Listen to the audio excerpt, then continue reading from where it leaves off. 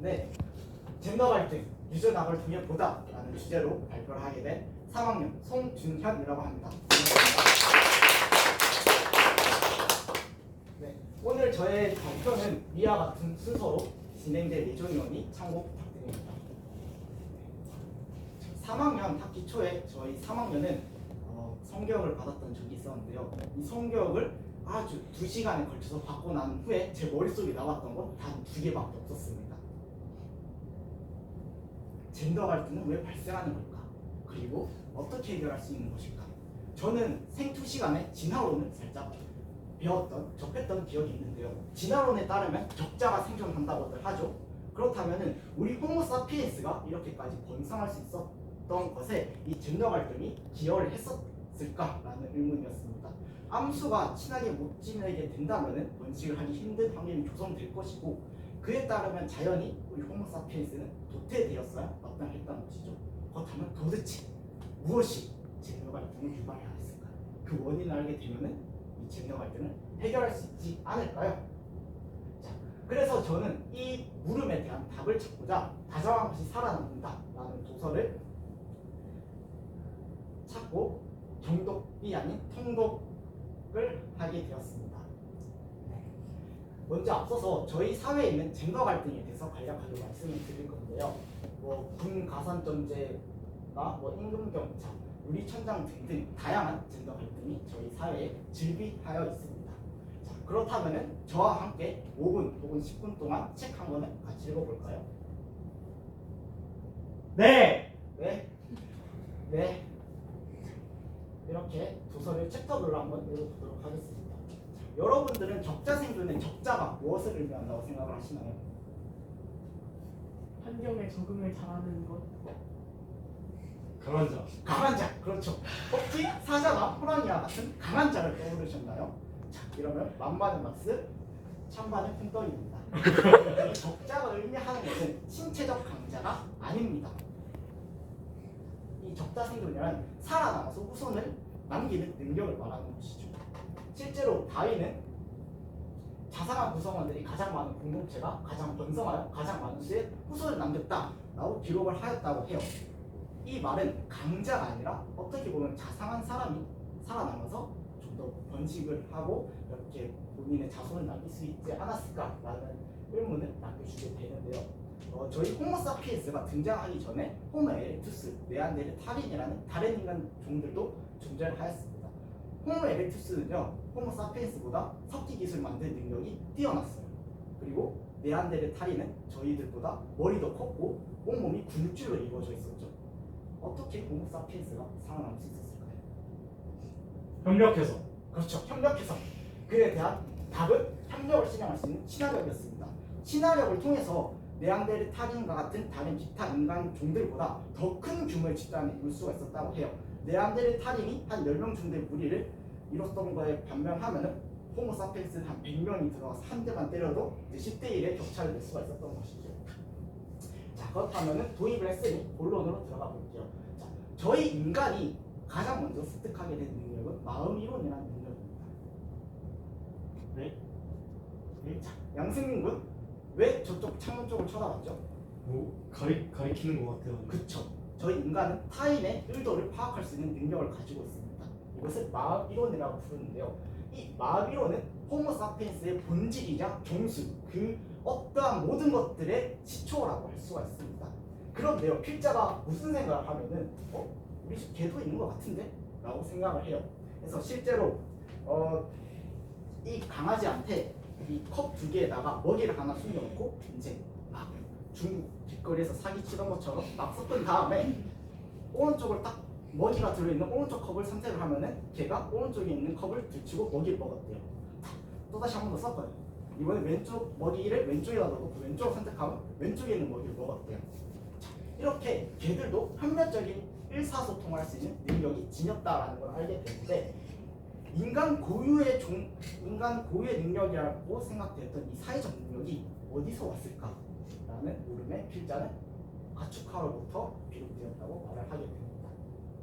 그래서 이를 뒷받침하기 위한 연구 자료를 들고 오는데요. 자, 러시아의 유전학자 드미트리 벨라예프는 여우를 가지고 가축화의 과정을 실험을 합니다. 친화력이 가축화의 조건이라고 생각을 하였기 때문에 친화력이 좋은 여우 그룹 하나와 보통 여우 그룹을 놔두고 친화력이 좋은 여우들끼리 계속해서 번식을 시키고 보통 여우들 내에서도 계속해서 번식을 시켜요. 이렇게 번식을 시키다 보니까 가축화되는 능력이 가축화로 인해서 나오는 그러한 외향적인 특징들이 유전되는구나 라는 결론을 얻게 돼요. 자, 이건 굉장히 당연한 거죠.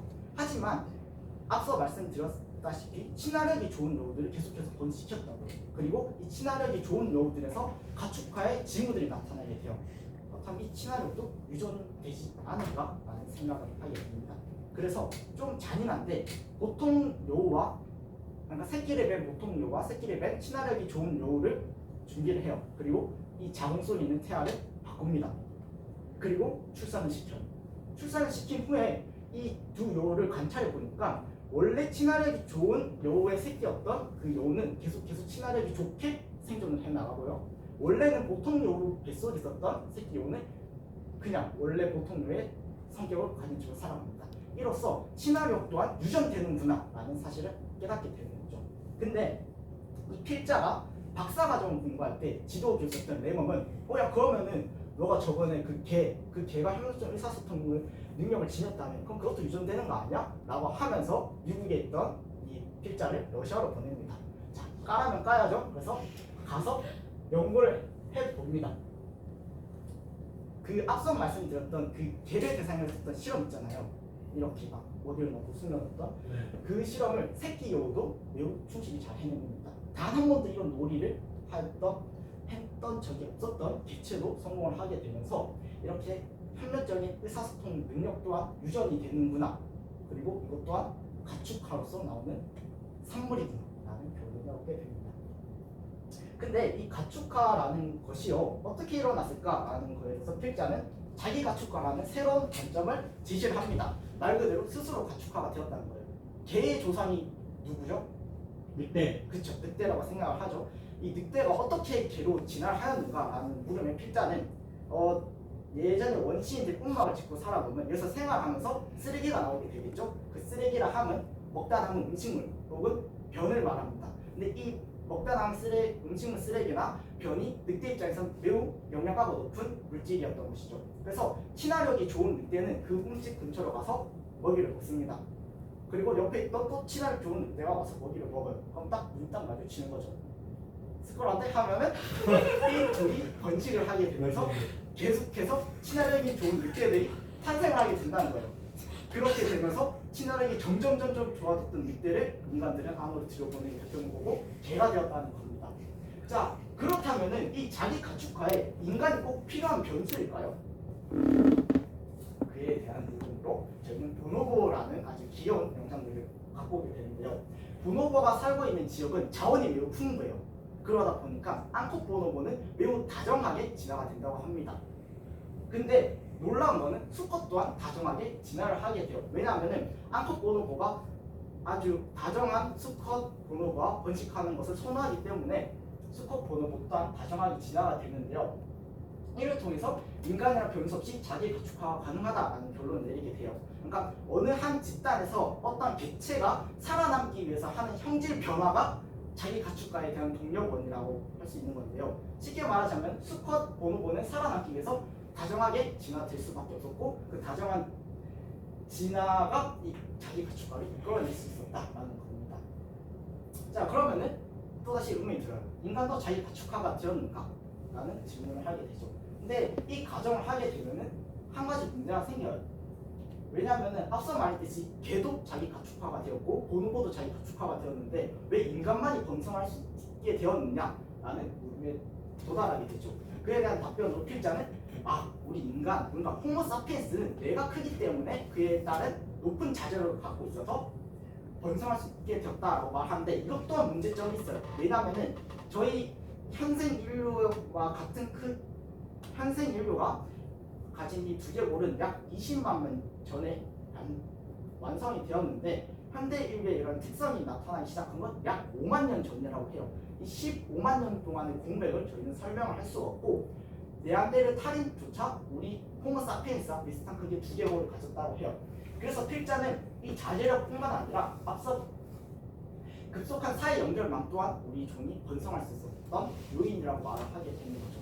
이렇게 급속한 사회 연결망이 되면은 기술이 굉장히 빠르게 발전한다고 해요. 그래서 그러한 빠르게 발전된 기술과 함께 덩치가 큰 집단이 이렇게 되다 보니까 번성할 수 있게 되었다는 거죠.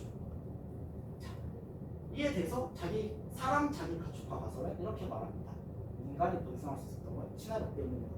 친화력이 좋았기 때문에 좀 더 큰 규모의 집단을 이룰 수 있게 되었고, 그로 인하여 기술 발달이 빨라졌기 때문에 이렇게 번성할 수 있었던 것이라고 말을 합니다. 자, 실제로 가축화된 동물들에게서 나타나는 특징들이 세 가지가 있는데요. 첫 번째로 테스토스테론의 분비가 감소한다고 합니다. 테스토스테론이 감소하게 되면은 사람 얼굴이 길어지는 등의 외향적인 특징이 나타나는데요. 학자들은 약 8만 년 전에 자기 가축화가 일어났다고 예측을 했는데 8만 년 전으로 두개골을 분석해보니까 이러한 가설을 뒷받침해주는 근거가 되었고, 두 번째로 자기 가축화가 된 가축들은 두개골이 감소된다고 합니다. 실제로 호모사피엔스의 두개골은 크게 감소되었고요. 세 번째로는 늑대를 가축화시켰는데 여우를 가축화시켰는데 그 친화력을 기준으로 나눴잖아요. 그리고 그 친화력의 차이 때문에 의사소통 능력에 차이가 생겨서 이렇게 연관성이 있었는데 사피엔스도 그러냐라는 물음에 그렇다라고 할 만한 자료가 있었다고 합니다. 이렇게 다른 종들과 공통된 특징을 갖고 있기도 하였지만 고유한 특징을 가지기도 했는데요. 저희는 집단 구성원의 정의를 확장시킨다고 해요. 저희는 저희 집단 내에 있는 개체를 좋아하고 외부에 있는 개체를 싫어하는데 이게 참 당연한 말이죠. 근데 이 집단 내부에 있냐 외부에 있냐를 나누는 기준은 지리가 아니라 집단 정체성이래요. 그러니까 지구 반대편에 있는 아르헨티나에서 살고 있는 안젤리나 조리 씨를 제가 처음 만나도 내 집단 내 사람이라고 생각할 수가 있다는 거죠. 이러한 사회적 범주는 인간밖에 없고 이러한 범주를 저희는 집단 내 타인이라고 말을 해요. 그러니까 진짜 같이 막 처음 보는 사람부터 우리는 아주 친숙함을 느낀다는 건데, 이는 인간 속에 있는 옥시토신이라는 호르몬 때문에 가능하다는 연구 결과가 있어서 이런 주장을 뒷받침해 줄 수 있습니다. 자, 근데 여기까지 들었을 때 인간은 참으로 다정한 동물이에요. 친화력을 기준으로 번성을 하게 되었고 처음 만나는 사람 또한 저희는 친근하게 대할 수가 있습니다. 하지만 이가 설명할 수 없는 형상들은 정말 사회 질비합니다. 한국전쟁, 수많은 남성, 여성, 그리고 기타 등등의 사람들이 죽어나갔습니다. 현재 우크라이나 전쟁이나 이스라엘 전쟁 등도 왜 일어나는 것이고 저희는 친근하게 지도가 되었답니다. 이것이 친화력의 양면성입니다. 저희는 어떤 사람도 공격성이 증가될 수가 있는데 이 공격성 증가의 원인은 친화력의 원인이었던 옥시토신 시스템이라고 해요. 저희가 친근한 사람 만나면 이게 분비가 되는데 반대로 이 옥시토신이 많이 분비가 된다면은 나를 위협하는 존재에 대한 분노감을 높여준다는 거죠. 두 번째로는 저희가 진화하면서 마음 이론을 둔화시킬 수가 있어요. 그러니까 저희가 상대방과 공감할 수 있고 연민을 느낄 수 있고 같은 사람이라고 느낄 수 있는 그 능력을 실제로 신경망이 담당을 하고 있단 말이에요. 근데 이 신경망을 꺼버릴 수가 있다는 거죠. 그러니까 내가 만난 사람과 공감도 못하고 연민의 감정도 못 느끼고 인간 이하의 존재로 느낄 수밖에 없다는 거죠. 자, 그래서 이 필자는 보복성 비인간화라는 것을 해요. 보복성 비인간화라는 개념을 도입을 합니다. 그러니까 상대방이 날 위협하면은 그 상대방을 전 인간 이하로 취급을 하게 된다는 건데요. 이런 비인간화를 일으키는 가장 주된 요인은 내가 먼저 인간 이하의 첫 대우를 받았다라는 그런 인식이랍니다. 그러니까 내가 먼저 인간 이하의 취급을 받았기 때문에 상대편으로부터 인간 이하의 존재로 대우하겠어라는 개념이죠. 이처럼 저희는 잔혹한 사건이 일어나는데요. 이런 잔혹한 사건이 일어나는 것에 대하여 사회심리학자는 세 가지의 요인을 끌고 옵니다. 편견, 수능욕구, 그리고 권위에 대한 복종 때문에 잔혹한 사건이 일어난다고 해요. 그러니까 난징 대학살 같이 무고한 시민들을 죽이는 사건을 말이죠. 근데 여기에 한 가지 요인이 또 들어가요. 그리고 가장 중요한 요인입니다. 앞서서 설명드렸던 비인간화인데요. 내가 상대방을 인간 이하의 존재로 취급한다면 무자비하게 죽일 수가 없다는 거죠. 자, 그렇다면은 이런 갈등, 우리가 상대방을 인간 이하의 존재로 생각을 함으로써 깎아내리고 공격하고 잔인한 행동을 활발하게 할 수 있는 이러한 현상을 막을 수는 없을까요? 그에 대한 방법으로 일단 접촉이라고 말합니다. 실제로 제2차 세계대전을 발발하고 나치는 유대인을 대상으로 대량 학살을 진행해요. 하지만 이때 목숨을 걸고 그들을 살려주었던 사람들이 있습니다. 그들은 성실한 종교관을 가지고 있었던 사람들도 아니고 마더 테레사와 같은 아주 착한 사람들로만 구성되었던 건 아니에요. 이들에게 있었던 공통된 특성은 단 한 가지. 제2차 세계대전이 일어나기 전에 유대인 이웃, 유대인 친구, 유대인 직장 동료와 우호적인 관계를 나타났다는 거예요. 그래서 이러한 사건이 보고되고 나자 사회학자, 사회심리학자들은 이러한 집단 내 갈등을 감소시킬 수 있는 건 접촉이겠구나 라고 생각을 하고, 단적인 예로는 미국에서는 인종 분리 정책이 있었다고 해요. 그러니까 흑인 동네, 백인 동네 뭐 이런 식으로 있었는데 이게 질이 부족해지다 보니까 이러한 정책들을 철폐했던 거죠. 그러니까 한국만에 흑인과 백인이 같이 공존할 수 있게 되었는데, 그러자 흑인과 좀 더 우호적인 대화를 나눴던 백인들의 경우 이후에도 흑인들에게 대해서 좀 더 우호적인 감정을 느낄 수 있었다고 해요. 자, 이렇게 저희는 도서 한 권을 읽었습니다. 책이 좀 이까지 저도 책을 읽는 게 좀 힘들더라고요. 그래서 혹시 이해는 잘 되셨나요? 네. 여러분 이 도서를 읽어봤으니까 저희 사이를 한번 봐야겠죠. 먼저 저는 이 젠더 갈등을 두 가지로 양분을 한번 해봤어요. 혐오적인 갈등과 이익을 위한 갈등이고요. 혐오적인 갈등은 혐오적인 표현을 생산하고 유통하는 거예요. 제 입으로 말하기 좀 그런데 맘충이라는 단어 한 번씩 들어보셨나요? 네. 그리고 뭐 한남이라는 남성을 비하하는 표현 같은 거를 생산하고 유통하는 젠더 갈등은 혐오적인 갈등이라고 저는 정의를 내렸고요. 이익을 위한 갈등으로는 군 가산점제 폐지에 관한 논의가 있습니다. 남성 입장에서는 군 가산점제가 폐지되면은 내가 공무원이 될 기회를, 그 가능성은 좀 박탈되니까 이익을 잃는 거고요. 군 가산점제가 유지가 된다면은 군대를 가지 않는 여성들 입장에서는 공무원을 갈 기회가 좀 잃게 되니까 이 이익을 두고 서로가 갈등을 한다고 생각을 했습니다. 자, 이 혐오적인 갈등의 경우 보복성 비인간화가 원인이고, 그리고 이익을 위한 갈등의 경우 서로를 위협적인 집단을 인식하는 게 원인이라고 생각을 하였는데요. 현대 사회에서 두드러진 특징 때문에 저는 갈등의 또 다른 원인이 있다고 생각을 했어요. 현대 사회에서 가장 두드러진 특징이 뭐죠? 개인주의. 개인주의 좋습니다. 근데 자, 연예인 A 씨가 학폭을 저질렀대요. 3시간 뒤에 네이버는 그 관련 기사들로 도배가 됩니다. 익명성 좋습니다. 근데 제가 원하는 답은 아니에요. 빠른 소셜 네트워크. 그쵸, 빠른 소셜 네트워크, 인터넷이나 SNS랑 과도한 접촉, 과도한 접촉 때문에 갈등을 유발하게 되었다는 겁니다. 자, 저는 이렇게 생각을 해서 저의 논의를 시작을 했는데요. 근데 오늘 저와 함께 얘기를 나눌 젠더 갈등은 혐오적인 갈등에 좀 더 초점을 맞춰볼까 합니다. 자, 이렇게 저는 가정을 내렸고요. 그다음 논의를 시작했습니다. 자, 젠더 갈등자가 있다고 쳐요. 그리고 이 사람이 이제 혐오적인 글을 써요. 이 혐오적인 글을 쓰면은 아까 말했다시피 인터넷이 굉장히 빠르게 전파가 되니까 다수의 사람들에게 접촉이 될 겁니다. 이러한 접촉으로 인해서 이 다수의 사람들이 또 다른 젠더 갈등자가 된다는 거죠. 물론 100% 모두가 젠더 갈등자가 된다는 건 아니에요. 이 사람이 나와 같은 집단 내 사람이라고 느끼면은 이렇게 그러니까 이 젠더 갈등자가 올린 글을 보고 이 사람이 내 집단 사람인 것 같다 싶으면 같은 집단의 젠더 갈등자가 될 수 있다는 거죠. 이렇게 생각을 했는데요. 자, 실제로 자료가 있습니다. 비록 2,000명이라는 저를 쓰고 부산 지역이라는 국지적인 지역에서 자료 조사를 하였지만요.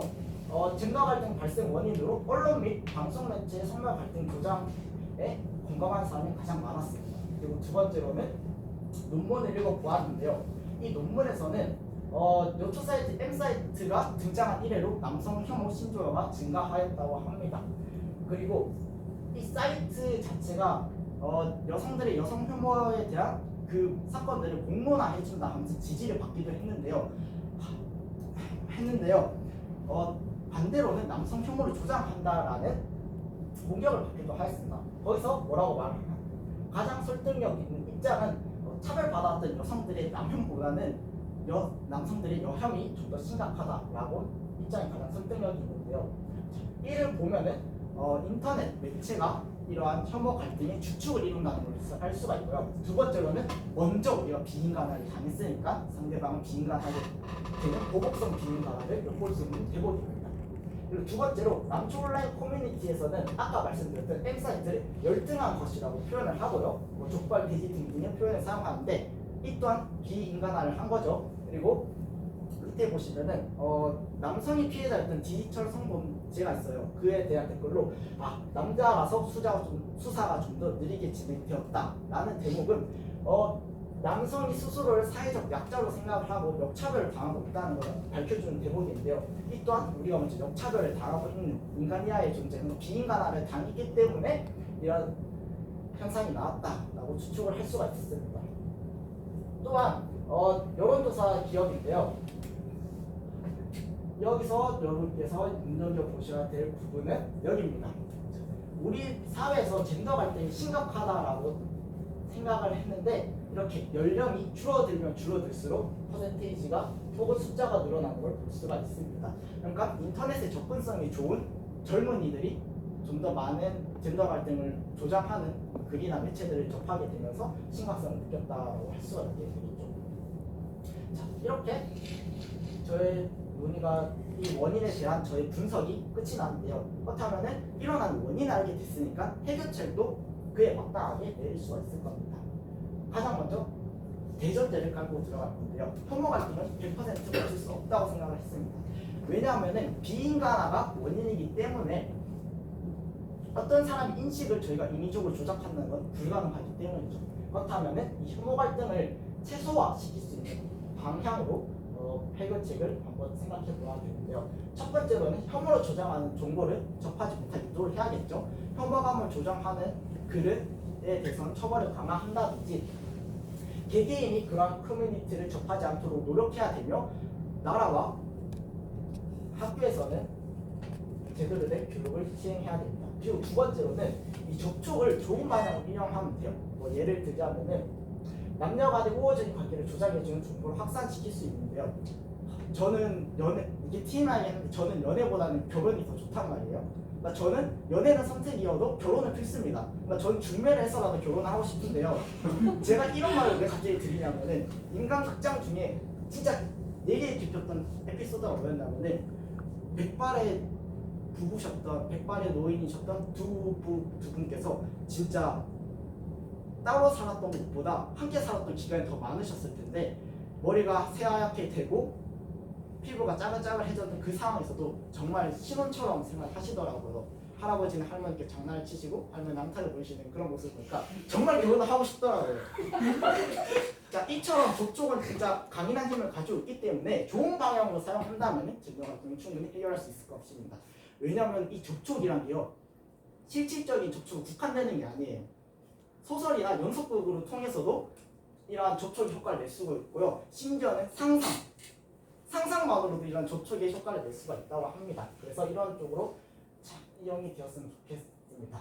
자, 저는 이 호모사피엔스가 만물의 영장이 된 게 다른 종들보다도 우월한 사실 우승함을 빠지긴 하는데 뭔가 좀 경쟁력 있는 능력이 있기 때문이라고 생각했는데요. 이 책은 저에게 충격을 가져다 주었습니다. 친화력. 저희 중에 번성할 수 있었던 거는 남들을 죽이고 짓밟고 그런 것이 아닌 친화력. 친하게 지내는 그 능력 때문에 번성할 수 있게 되었다는 것이죠. 하지만 이면도 존재합니다. 이런 친화력 때문에 저희는 타인을 짓밟을 수가 있다는 것을요. 그렇다면 이것이 시사하는 바는 저희는 바로 옆에 있는 이성 친구를 다정하게 대해줄 수도 있고 짓밟을 수도 있다는 소리입니다. 저희는 친화력이 있고 다정하게 프로그래밍이 된 사람, 호모사피엔스니 이 강의를 들으셨던 여러분들께서도 이 강의가 끝난 다음부터 친화력 있는 다정한 호모사피엔스 사람으로서 살아가셨으면 좋겠습니다. 이상으로 발표를 마치겠습니다. 감사합니다. 혹시 질문 있으실까요? 그런데요, 저 질문한 게 해도 돼요? 네. 원래 몇 분까지 수업이죠? 30분이니까 10분까지로 한번 적혀 있을 겁니다. 그러면 그 친화력이 유전된다고 하셨잖아요. 네. 근데 저는 이게 친화력이 있는 여우 그 한 쌍의 부부가 아이를 낳았을 때 친화력이 있는 부부의 여우랑 같이 환경을 지냈기 때문에 친화력을 가진 건 아닐까라는 생각을 했는데 그 뒤에 또 이 아이의 여우를 바꿨을 때도 이제 부부가 친화력을 가지고 이제 살아간다라는 말을 들었었는데 약간 이걸 들으니까 그냥 약간 성선설 성악설 그게 떠오르더라고요. 네. 그래서 약간 이 발표 자체가 약간 이 성선설을 깔고 가는 느낌을 받아서 이걸 발표 도중에 물어보고 싶었어요. 네. 이게 맞아요? 아 그러니까 성선설을 깔고 가는 거냐고요? 약간 그런 느낌인지. 아 근데 저는 좀 논의가 다르다고 생각을 해요. 왜냐하면은 그 친화력이란 게 여우 종들에게 보편적으로 있는 건 맞아요. 맞는데 이게 가축화되면서 인간에게 친화력이 드러나는 거란 말이에요. 네. 그러니까 인간에 대한 친화력은 원래 여우가 가지고 있던 그러니까 친화력이라는 게 여우들끼리의 친화력이 아니라 사람과의 친화력을 말하는 거예요. 네, 사람과의 친화력을 말하는 거라서 그게 여우들마다 다르게 발현이 된다는 것이기 때문에 성선설이라고 보기는 조금 힘들 것 같습니다. 저는요 그리고 마음 이론 궁합으로 인해 비인간화가 된다고 했잖아요. 네네. 그리고 나중에 또 접촉하다 뭐 하면서 비인간화가 돼서 그렇다 했는데 이 비인간화라는 걸 이해를 못했어요. 비인간화라는 게 이게 책에서는 어떻게 나오냐면은 실제로 설문조사를 돌려요. 이렇게 사람 모양을 보여주고 사람 사이에는 진화가 덜 된 사람이 있고 진화가 잘 된 사람이 있다. 너가 생각했을 때 이 사람을 보고 나서 얼마나 진화가 되었냐, 얼마나 사람만큼 진화가 되었느냐라는 데 점수를 매기게끔 해요. 그래서 미국인들을 대상으로 이 설문조사가 이루어졌었는데 무슬림을 굉장히 낮은 점수를 준단 말이에요. 말 그대로 얼마나 사람이냐라는 그러한 물음에 대해서 낮은 점수를 줬다. 알겠습니다. 이해가 혹시 안 되셨나요? 아닙니다. 그냥 전체적으로는 이해해서 좋습니다. 네. 감사합니다.